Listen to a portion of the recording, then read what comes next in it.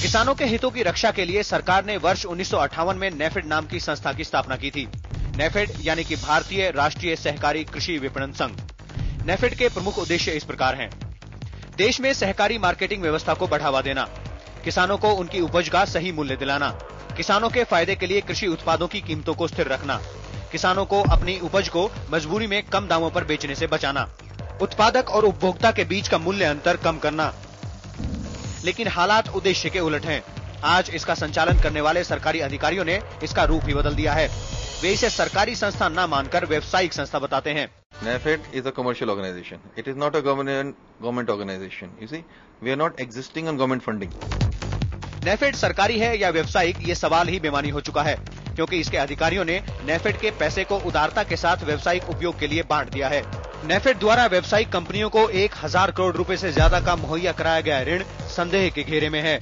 Ganpati exports को 400 करोड़ रुपए दिए गए, स्वरूप इंडस्ट्रीज को 225 करोड़ रुपए मिले, HMS स्टील्स को 150 करोड़, उपल बिल्डर्स को 45 करोड़ और रितल इम्पैक्ट्स को 75 करोड़ रुपए दिए गए।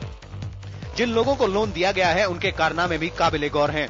गणपति एक्सपोर्ट्स को सबसे अधिक पैसा दिया गया है। ये कंपनी गुजरात जोन के कस्टम्स डिपार्टमेंट द्वारा जारी डिफॉल्टरों की सूची में सबसे ऊपर है। स्वरूप इंडस्ट्रीज के मालिक गुरु स्वरूप श्रीवास्तव को कुछ समय पहले मुंबई पुलिस की आर्थिक अपराध शाखा ने पकड़ा था। ये वही स्वरूप श्रीवास्तव हैं जिन्होंने MF हुसैन की पेंटिंग को 100 करोड़ रुपए में खरीदने का करार कर कला जगत में सनसनी फैला दी थी। इनके अलावा कुछ और संदेहास्पद लोगों को भी पैसा दिया गया है। गौरतलब है कि ऋण दिए जाने से पहले बिजनेस कमेटी की मंजूरी आवश्यक होती है। इस कमेटी में नेफेड के उपाध्यक्ष भी होते हैं। जब इस मसले पर हमने उपाध्यक्ष CB होलकर से बात की तो उन्होंने कुछ और ही बताया। नेफेड का मेन काम यही है कि किसानों को उनकी उचित मूल्य दिलाने का काम वो करती है। नॉन एग्रीकल्चर बिजनेस जनरली हम करते नहीं है और उसके बारे में किसी कंपनी के साथ भी हम उसको नहीं करते हैं और किसी कंपनी के साथ हमने किया होगा वो हमें हमारे बोर्ड के सामने कभी एजेंडा नहीं आया है, हमारे बिजनेस कमेटी में भी इस बारे में कभी एजेंडा नहीं आया है। को इन्होंने किसी को पैसा दिया होगा तो ये जिम्मेदारी उन्हीं की है और वैसे भी ये गलत है कि नॉन एग्रीकल्चर फाइनेंस इन्होंने नहीं करना चाहिए या ये बिजनेस में इन्होंने इंटरफेयर नहीं होना चाहिए, उसके अंदर नहीं जाना चाहिए था। आप सबकी तरफ से हमें खूब प्रतिक्रिया मिली। सबसे ज्यादा सराहना हुई नेफेड की कहानी की। हमें भेजे संदेशों में किसान भाइयों ने कुछ कहने की इच्छा व्यक्त की। इसलिए आइए चलते हैं सोनीपत के रोहना गांव की चौपाल में और देखते हैं क्या कहना है किसान भाइयों का नेफेड के मुद्दे पर। इस चौपाल में बैठे ज्यादातर किसान भाई स्थानीय प्राथमिक सहकारी संस्था के सदस्य हैं।